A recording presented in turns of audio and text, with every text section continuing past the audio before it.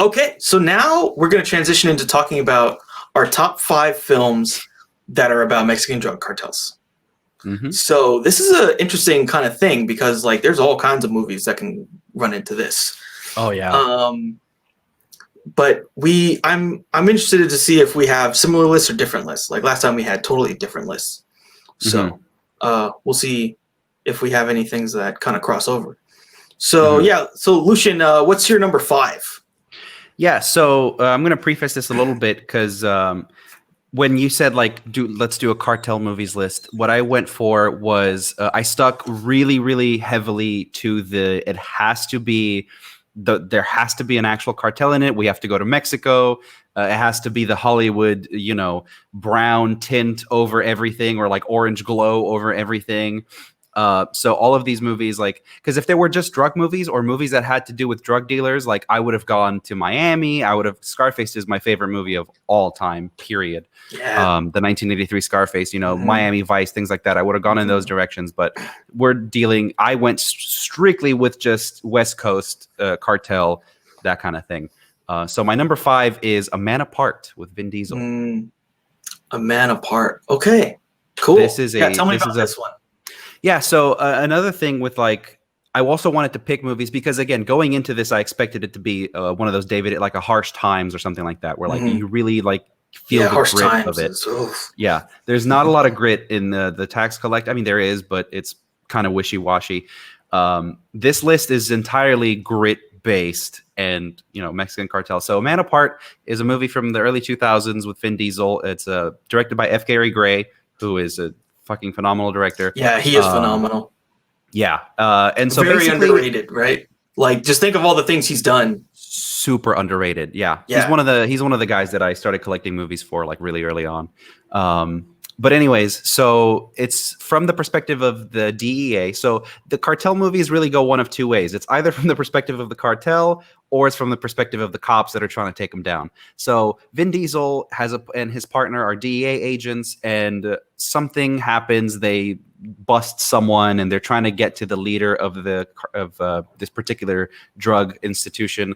And something happens, and they kill his partner or they kill his wife. I don't remember exactly, but they kill someone close to him. And then Vin Diesel, the DEA agent, then has to transitions into a revenge movie where he goes after the cartel himself. And he has some people with him.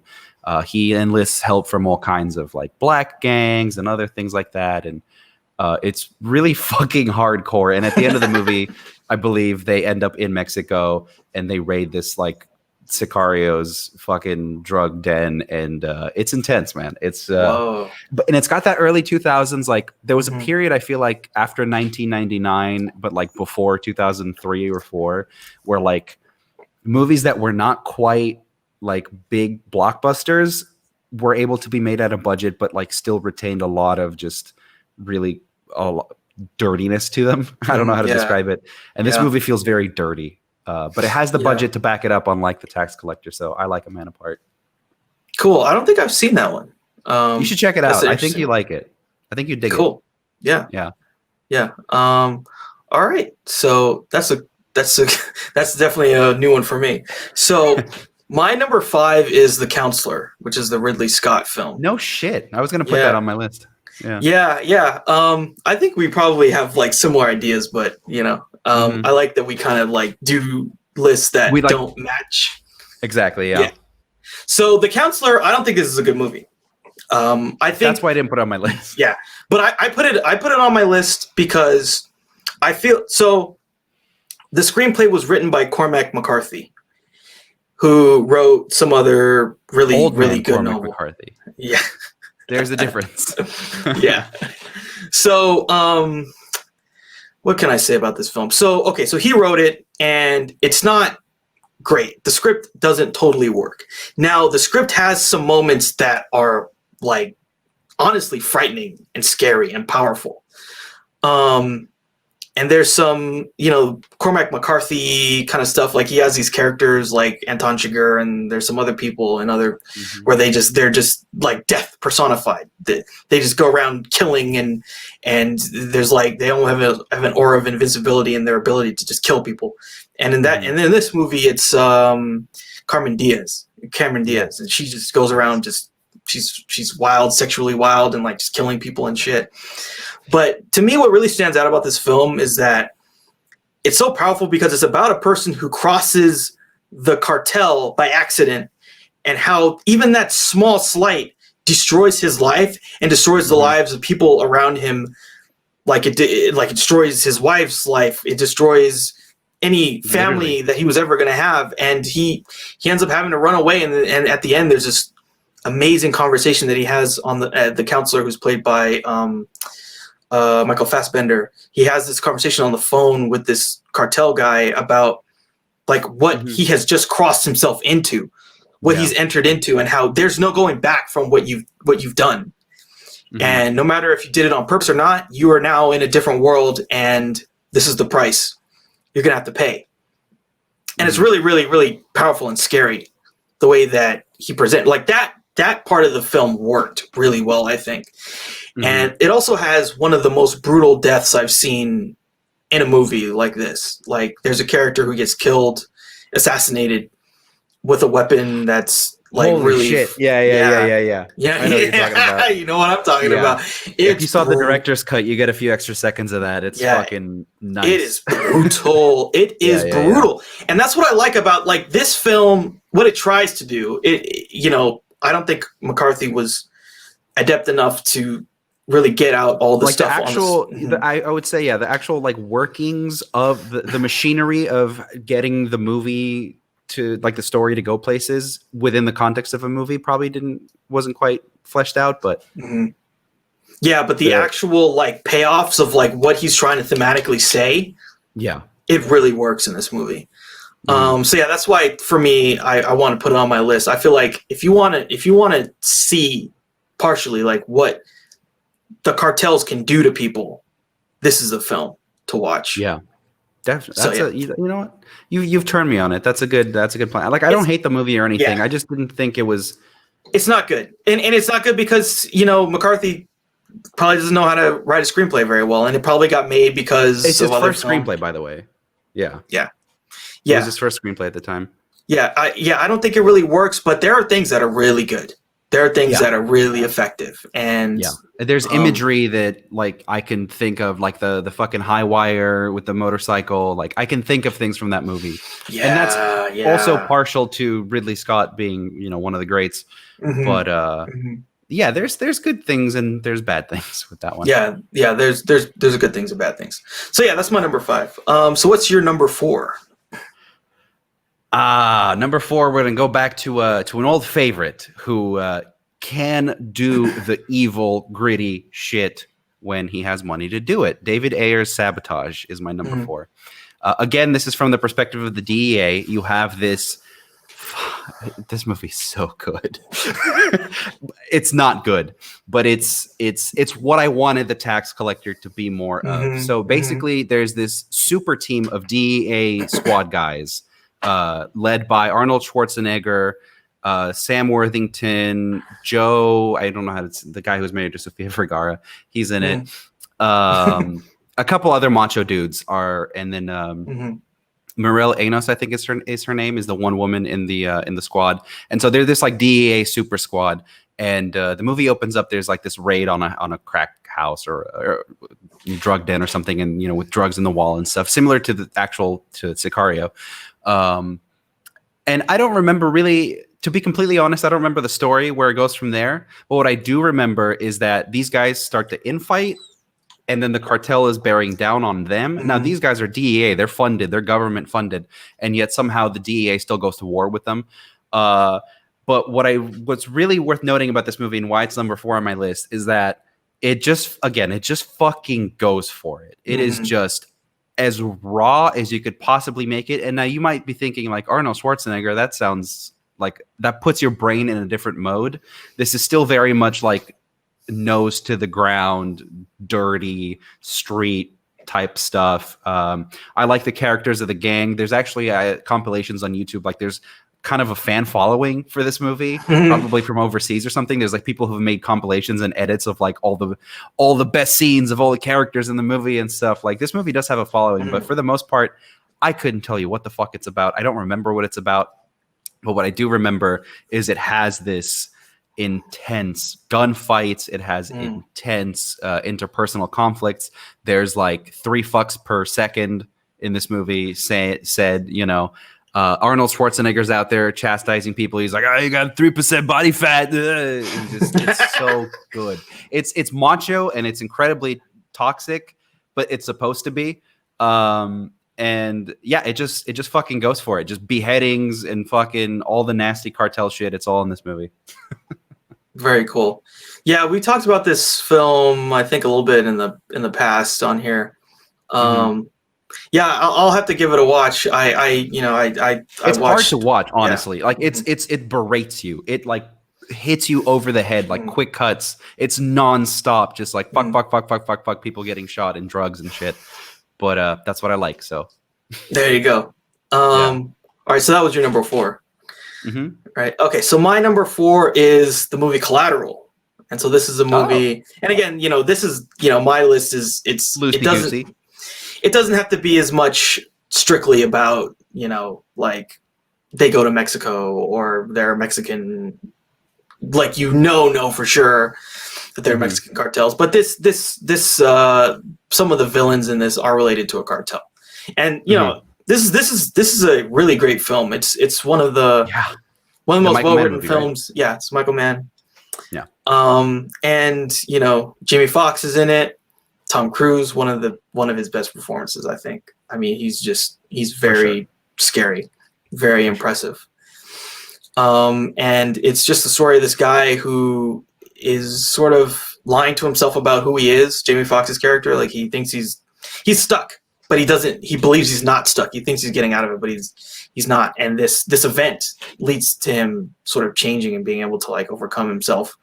And in the meantime, you get Tom Cruise just destroying the scenery, like some of the most impressive weapon play you'll ever see. Like they said that there's a scene where he like takes a gun from somebody. They said that they teach that in actual training courses. They show that footage of him taking a gun from someone as an example of how to do it in real life. Like, it was that good. And they probably did 157 takes of that because Michael Mann is just a fucking perfectionist. Yep. And they found the one perfect one. Yeah. But yeah, Javier Bardem is in this movie, and they're like the cartel aspect, because I think I'm not sure exactly, but I think that's who he's killing for. Is like the cartel. Yeah. Tom Cruise. And so he has a list of names, and they're people that the cartel want dead. And so he's killing them, and then, you know, they have to meet with Bardem because he's kind of closer associated with the people who are, you know, calling the shots. And, you know, it's kind of this big scene where Jamie Foxx has to like not fuck up or he's going to get killed. And so he's able to like kind of present himself as this, you know, this crazy killer. Yeah. Yeah, that was a really good scene where he like sits down with Javier Bardem, and then he like, you know, because like he threw his list of names out the window basically. Yeah. Because he's like, oh, I'm not driving you. Fuck you, man. Yeah. Fuck you. Like, that was after he went to see his mom or whatever. They like went to the hospital to see the mom. Yeah, it's a great movie. Anyone who hasn't seen it, I would definitely recommend it. Amazing movie. Hands down. Absolutely. Yeah. I like your list so far. It's you're like, I'm getting these like colorful vibes, the stylish action. You know, you've already picked 2 of the greats, right? Ridley Scott, Michael Mann. Like, I'm thinking, now let me pull you back into the shit. Okay, let me pull you back into the dirt. Think brown tones. My number 3 movie is Oliver Stone's Savages. Okay. Have you seen this movie? Yeah, I think I've seen parts of it. So this is the one where it's Blake Lively and 2 dudes, and they're all like together, but they all sell drugs. Yeah. I've seen parts of this. The 2 dudes. This movie is fucking insane too. Yeah, it's insane. And that's why I picked it. And the movie, I remember at the time. So of Oliver Stone, probably top 3 directors for me. I'm reading his autobiography right now. So really important filmmaker for me. At the time when this came out, like, he went through a slump in the 2000s, like a lot of these like old guard guys went. He directed Alexander, which was a disaster.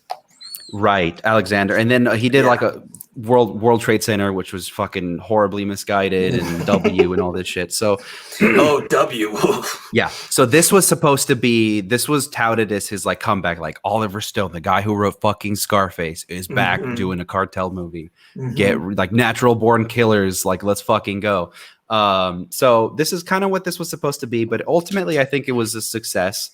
So Blake Lively is with these two dudes, man bun hippie dudes who are pot growers, and they grow pot together and they sleep together and they all live happily ever after until for some reason, I don't remember why, but the cartel comes in and kidnaps her. And so these two dudes basically have to wage war against the cartel. It's like a power play, right? They're like moving in on their territory, basically. I think so, yeah. And so like they don't really know what they do until they get this tape from the cartel. And I don't remember who plays the lead cartel guy. Was it Benicio? Oh, was it Benicio?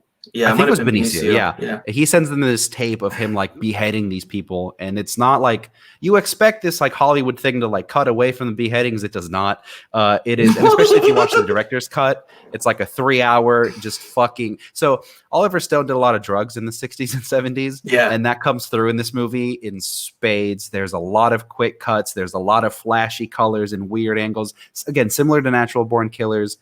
It is just completely unhinged. And it has a lot of like really solid, he was able to pull in like John Travolta and Benicio and Salma Hayek and all these people. But essentially it just boils down to this like cracked out, like almost like tie-dye type of cartel revenge movie. And like at the end of the movie, like all of them get shot, but then like none of them are dying because they're so fucking high on the cocaine. It's like, and there's like a lot of really great visual stuff that they did in this movie. I think Bob Richardson shot this movie because he was one of Oliver Stone's guys.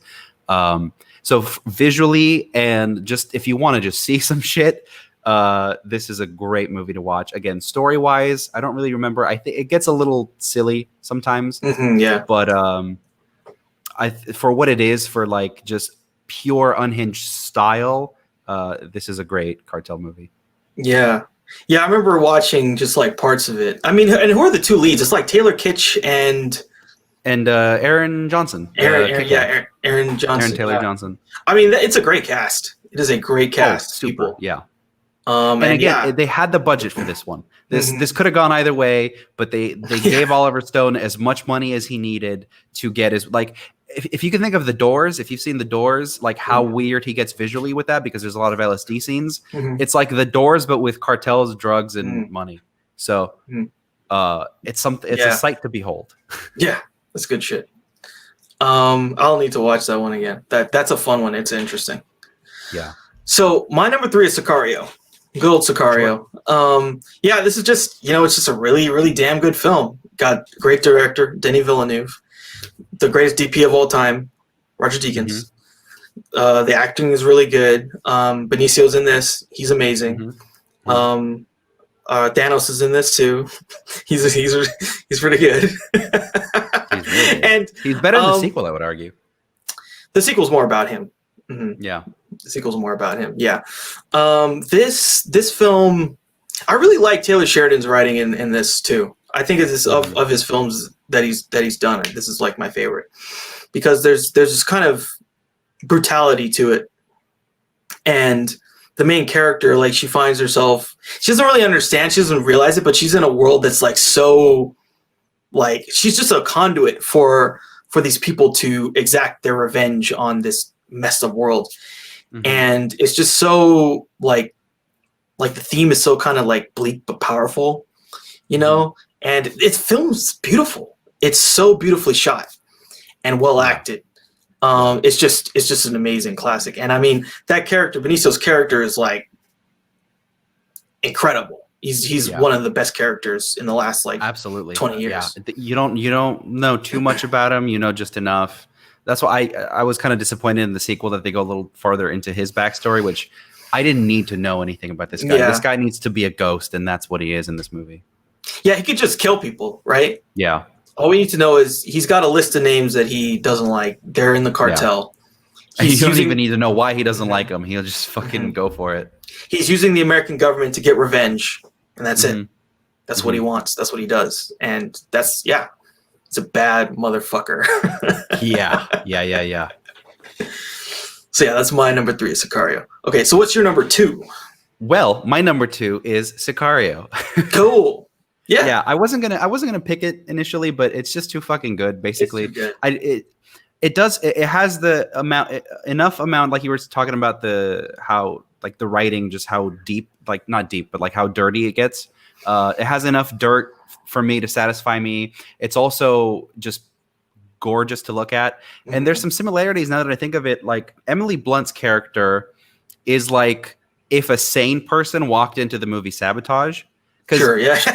it's the same setup. The people in Sabotage are part of the same squad that Emily Blunt would be part of, right? Mm-hmm. But she's an actual, like a real person, whereas these guys are just caricatures. So it's basically like a good version of that for me. So that's why, I mean, it's Sicario. We don't need to talk about it. It's fucking, Sicario. Just go watch it. Yeah. It's fucking beautiful. It's beautiful. Yeah. It's violent. It's beautiful. It's brilliant. There's so many good scenes, like the scene like when it's like dusk or dawn or something, and they're about to go out on their mission. It's just so beautifully shot by Roger Deakins. And and not again, just to not discredit that it's just a beautiful movie. Like it does get dirty. There's that scene where they're raiding the tunnel, all shot in night vision, really grimy shit. Yeah, this movie gets grimy. Yeah, it's a beautiful film. Denis Villeneuve is one of the greatest of his generation. He's an amazing filmmaker. Yeah. And to see him work with Roger Deakins is always an amazing film. Yeah. So my number 2 is a film that's so interesting because it's not talked about a lot, but it's like from this era where like, you know, these films like this got discovered in places like television. I'm not sure how they get discovered now, but my number 2 is this movie called Blow. So this movie, it's got Johnny Depp's in it. The guy Pee Wee Herman is in it. Pee Wee Herman's in it. We were talking about him last week. What's his name? Cliff Curtis? Yeah, Cliff Curtis. Cliff Curtis is in this. Yeah. Cliff Curtis plays what's his name? Escobar. Pablo. Yeah. Yeah. Great cast, and I think Johnny Depp's wife in the movie is Penelope Cruz. Penelope Cruz. Yeah. This is an amazing movie, and this movie I feel like kind of goes under the radar. It's really I think so. Like the prototypical. I almost feel like it's like Americana, like the person who sells drugs and becomes a kingpin. What I was gonna say, I don't want to take over your spot, but I've always described this movie as Goodfellas with drug cartels. Yeah, it's got that Goodfellas like skeleton.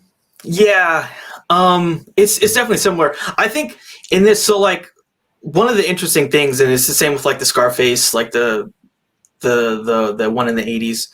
There's this thing that the American dream and the drug lord actually kind of they mix a lot because they intersect a lot because our idea, the American idea of like entrepreneurship and all these kind of things, like you work hard and you should get rewarded for it. You work hard, and that's what happens with these drug lord people. They're just people on the front lines of this thing, but that thing is drugs.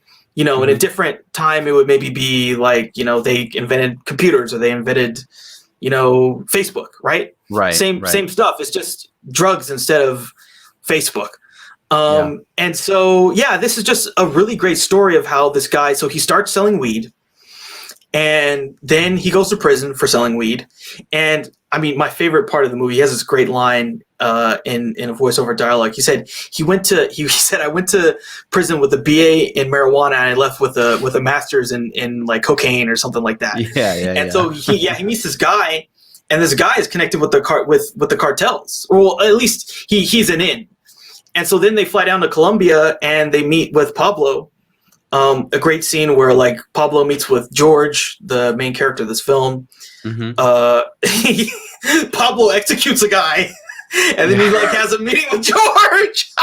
Yeah. He's like, "Can I very trust early you?" 2000s, very Bad Boys 2 in that way. Yeah. This came out in like 2001, I think. It's like 2000, 2001. It does the thing where like the wacky drug lord is like will shoot someone and then be upset that there's blood on his clothes, kind of a thing. Yeah, and then he's like doing deals with these, American like silly people. It's a brilliant film. I think it's really just like awesome, and I feel like it's very similar to Scarface, but it has this different feel to it.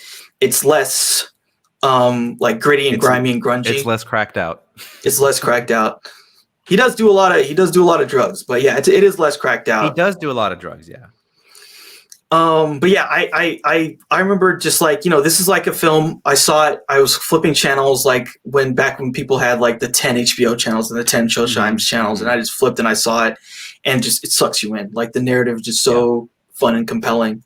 And this is written by the same guy that wrote American History X. These are like the two good things he's done, basically. Rest in peace, Ted Demme, right? He was the one who directed it. Yeah. He was really like, I feel like if he was still alive, he would be making big money movies right now. Yeah, you would think so, right? I mean, yeah. So that's my number 2, Blow. Great film. Cool. Yeah, I was thinking about putting Blow on the list, but ultimately it was just a little too. It's a little too nice. A little too sanitized, I want to say, maybe. I need to see the shit, and so my number 1 movie, I went back and forth, and it's a cliche pick. It's everybody's number 1 pick. You literally Google drug cartel movies. It's at number 1. It's Traffic. Traffic. But when it comes to movies that really show you the reality of these things, Traffic shows you people shooting heroin in between the webbings of their toes. I mean, it is fucked up. And what I like about it though is that it follows. It's kind of like an anthology. It's one of those movies, one of those like connected theme movies that became really huge in the early 2000s, late 90s. Like Babel. Like Babel, or any other one of Inarritu's movies, really, in the beginning. So it follows 3 different distinct stories: the Benicio del Toro story, which is that he's a federale in Mexico, and he's actually a straight good guy, and he ends up realizing that he can't be a federale in Mexico and also a good guy. He has to work with the drug cartels because he's over there. And then there's the story about the guy on the other side of the border in America who is working also for the cartel. He has a hot wife, and then he goes to prison. He's played by Stephen Bauer from Scarface. And so it ends up being about the wife finding out about this guy working with the cartel. And then the third story is the DEA agents the American DEA agents, Don Cheadle and Luis Guzman, I think. And they are so they're all after the same people. It's just kind of all how they intersect. Oh, and I lied. I'm sorry. The biggest story probably is Michael Douglas's story, which is from the government's perspective. So what is the government doing about these drug cartels? What is the Mexican government doing about these drug cartels? And then the people stuck in the middle. And so the big thing is that Michael Douglas's daughter is just becomes a drug addict. And of course, those drugs are being sourced by these other people that we're following. So anyways, I don't need to describe it. It's incredibly complicated. It's like 3 hours long, but I don't think I can think of another movie like the David Ayer movie, Sabotage or Savages. Like they show you the drugs, but they're very stylized and they're very like dirty in a different, they give you that like evil feeling. And this just gives you that like depressing real life feeling. Like this is real life evil versus like a guy, fucking dancing with goats and slicing people open, with blood on him. Like they're very different kinds of things. But when you see what Michael Douglas's character goes through, when you see what his daughter goes through, it's terrible. I don't even want to think about it. It's terrible. Yeah. But it's really down to earth, really grounded, and has a obnoxious, either it's a brown tone because we're in Mexico or it's a blue tone because we're not. Yeah. Which was a stylistic choice and it works for the movie, but this is your granddaddy. This is where it comes from. Yeah, that's where it comes from. And like you said, you Google that phrase, this film comes up first thing. Yeah, totally. Yeah. Okay, so my film for number 1, again, it is a little bit of a cheat. My number 1 film is No Country for Old Men. Okay. Now, again, so it's loosely related, right? So the main character, he stumbles across this it's a car, bunch of dead people in it. There's some money in it. He takes the money. The money he took is from basically like the cartel or something related to that. But that's about the extent of it, though, right? Oh yeah. Well, what's funny is like, at the end of the film, they kill him. Actually, the main character, he gets killed by. Oh, that's right. Yeah. The cartel does come after him. I forgot. There's that whole scene in the hotel and shit, right? Mm-hmm. Yep. Yeah. They come back and they kill him. Yeah. And so it just goes to show you, right? Like you cross them and they'll kill you. That's a theme. That's a theme in all. Like our lists are very different, but that is a theme in every single one of these movies. You fucking look at someone wrong and the entire family dies. Yeah, in any way, shape, or form. Yeah. And the thing about No Country for Old Men is like it's subversive in these interesting ways. Like the ending is subversive because we're always expecting, okay, Chigurh and what's his name, they're going to face off and they're going to have this moment where, okay, there's going to be a battle. It's like a Western, right? You think it's like the Old West. Much, yeah. It's high noon and I'm going to meet with this guy and he's going to have his weird, silenced shotgun or whatever that thing was. And I'm going to have a pistol and I'm just going to draw it. Nope. He gets killed basically off screen-ish, right? Mm-hmm. By these people that he took money from and he didn't even know really who they were or anything. Do you even see their faces at all?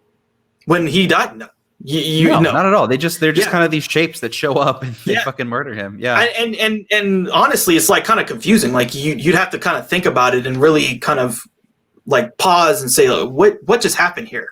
Mm-hmm. And you're like, oh, that's right. He got in with the cartel. He crossed them in a way, and this is how they're getting back at him. And what's interesting about McCarthy is like that. I feel like that's a lot of the themes that he's trying to get at is like how life sometimes there's violence that just happens and you can't, you can't choose how you want to go. And it's you're not going to get the wonderful climactic send off. It's not going to be like the fucking Wild Bunch or something where, where you go out, guns blazing, where you're like, okay, I'm going to go to the brothel and then we're going to blast Savages people. Has that ending. Yeah. No, in McCarthy, you don't get that. You just die. You die. Yeah. And then Anton Chigurh, he gets run over by a car. And he almost dies.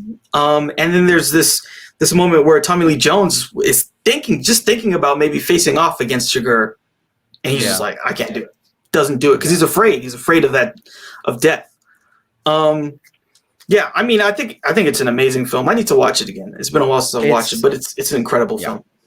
Yeah, it's another one of those movies that like if you like, it works. Like if you're a film student, you're watching it for different reasons than if you're just watching it to be entertained. It does so many things right that it's almost impossible to just list them all in even like 2 hours. Yeah. And again, my number 1, number 5, they're both McCarthy films, and I feel like he really understands, I think, the ideology and the psychology of the cartel, right? He understands like how they operate. The futility of like crossing them, right? The futility of crossing them. Or trying to push back in any way. The futility of fighting them, the futility of doing anything. Just you get involved, you're doomed. And they're just like Anton Chigurh, right? Just this force that comes at you.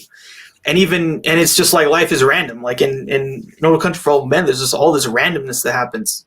Anton Chigurh tells this guy, hey, is this heads or tails? Call it. Yeah. I'm not going to tell you why. I'm not going to tell you why, but you got to call it. You have to call it.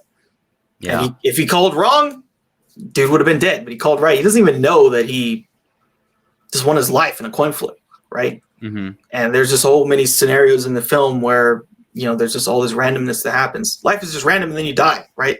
It's like Cormac McCarthy in a sentence. Yeah. No, that's a good way to put it. But I feel like No Country for Old Men is sort of like if The Counselor was done really well with the same kind of some similar themes, not exactly the same, but similar themes, and like really distilling what's so strong about the essence of what makes his stuff visceral. Yeah. So I think maybe The Counselor just went for like more over the top characters of like different like types, whereas I mean, No Country for Old Men definitely has like types of characters, but like it's a little more subtle. It's more subdued, as opposed to Counselor was just trying to be a little too showy. Maybe you got the guy with the cowboy hat and the fucking sex maniac wife, trophy wife, and like there's just a lot of kind of caricatures, I guess. Yeah. I mean, there's just not enough of the stuff that works in it, but the stuff that's good, it's good. Yeah. So those are our lists. Cool. Absolutely. Yeah. And a big shout out. I wanted to also mention, like, most of the good cartel stuff is on TV these days. So Breaking Bad, Sons of Anarchy, Mayans MC, the list goes on and on and on and on. Better Call Saul. Like, there's Narcos, right? There's so much good cartel shit on TV. Narcos is great. I actually just watched Nicholas Winding Refn's TV show Too Old to Die Young, which is what is that like? That's cartels. Been on my list since it came out. I just haven't had time for it yet. It's all over the place. Good. I liked it. That's what I want. And it's actually related to cartels, so like I think that would be a good thing for people to watch. It is all over the place, but it is good. It's a 10-hour Nicholas Winding Refn film, basically. Beautiful colors, beautiful cinematography. These strange moments where there's beauty in, like, you know, people killing people, executing people. There's, you know, like randomness, random stuff happens. Strong violence. But also beauty. The characters are scummy. Like the main character, you talk about a scummy guy. Also, oh my gosh, this show has some of the most interesting depictions of cops I've ever seen. Actually, I think I can show a clip. I think I could show this clip. Let me see if I can load it up, because I want to show you this clip and just. Sure. Yeah. It is hilarious. It's just. I put it on my list pretty much as soon as it was released. I think I didn't want to get into it because I wanted to get. I know that it's a 10-hour long movie, pretty much, and I just wanted to give it the time. I wanted to basically just bang it out all in like 2 days, maybe. Yeah, that's what I did. I didn't want to watch it like a series because I really, really, really like his movies. Yeah, it reminds me a lot of like Only God Forgives and The Neon Demon. It's very much so on point with those. It's almost like a continuation, similar style, similar feel. Yeah. I mean, but it's just it's not a traditional TV show, really. In any sense. I didn't expect it to be. Yeah, I mean, you're gonna go from, you know, one thing to the next, and then like, you know, like there are definitely some moments where you're like, okay, that happened in the last episode, but where are we? where are we headed now? Got it. And you're kind of left being like, I don't really know. I'm just gonna go with it. Cool. Yeah, sold. Way sold. Let me see if I can load this clip. It might not. It's kind of being a pain. Yeah, I watched that a while ago, maybe like a month ago. Okay. Because it's been out now for almost a year. Yeah. Which was shocking for me to find out, because again, I just remember I added to watch list and then boom, it's been a year, and I'm like, what? Yeah. When did that happen? Okay, it's unfortunately not letting me load it, but we could maybe share it some other time. But sure. The way that he depicts cops in the show is just so funny. It is so interesting.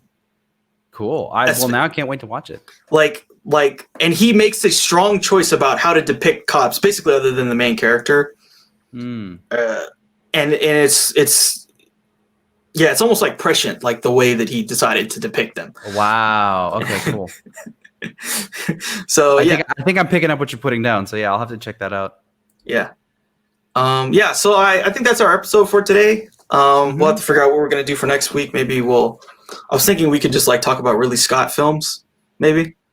I can do that from many angles. Ridley Scott. Okay, so every single Ridley Scott film has a director's cut, I believe. How crazy is that? Not all of them. Trust me, not all of them, because I've looked, because I have because you own them all. Yeah, you own them all. Exactly. I can look it up right now and tell you exactly how many. Not all of them, but most of them do. Yeah, a lot of them. So there's so many versions. Of all these films. I have seen every version of every film, including there's like 3 versions of Kingdom of Heaven, and I fucking sat through all of them. Yeah, I love Kingdom of Heaven. It's so good. The one to watch is the Roadshow version for sure. Oh, they did a really? Roadshow of it in 2005 that nobody saw and that nobody remembers. But I would do some fucked up things to be able to go back in time and see that movie in the Roadshow version projected on film and all that stuff. It's like over 3 hours long with an intermission. But it is it adds in an entire subplot similar to not similar to I was getting that one and Gladiator confused because the Gladiator director's cut adds in shit too. Yeah, it does. It adds like an entire it adds an entire half an hour side story of like him like settling down and becoming like having a family and shit like that. Like it's crazy. Like before or after? Like during. It's like in the middle of the movie. I don't remember. So in the middle of the crusade, it slows down and he like the people that he's helping or whatever, they give him like his own land and then he starts he gets his dad's land, right? He because he's. Is that what it is? Yeah. So when he goes there, he becomes the Baron of Ebelin, and they give him the land, and at least they added just a lot of shit with his wife. I remember. Oh, was it Ava Green or was it like the wife that died? I honestly can't remember. It's just too fucking long, dude. I know. I've seen the director's cut many times. I love the director. I've only seen the director's cut. I've never seen the other butchered thing. Okay. Never seen the other thing. But I definitely haven't seen the Roadshow version, so maybe. Okay. Well, then maybe the Roadshow and the directors aren't that different. Similar to how despite what people say that like the final cut of Blade Runner versus and let me get this right. Yeah, the director's cut. They're not that different. Even though people are like, this one's way better than the other ones. Like the director's cut is basically the same movie. Yeah, I mean the final cut is just they did a color grade on it, and right? and they added some special effects. Yeah. Yeah. So yeah, that's some like actual CGI, which is kind of funny. Like you wouldn't notice it unless you knew that it was CGI. Yeah, it was there. Yeah. Yeah. Well, yeah. I mean, maybe something. It's up to you. Something related to Ridley Scott. I was thinking doing Kingdom of Heaven too because I love that movie. We could think of something like that. Sure. All right. Cool. Yeah. So that's our episode. Thanks a lot, everybody. Thanks for watching. Thanks for listening. Go watch some good Cartel TV. Yeah. Watch these TV shows. These TV shows are great. Watch Too Old to Die Young. Just grit through it. It's a good show. All right, guys. Thanks a lot. Take care.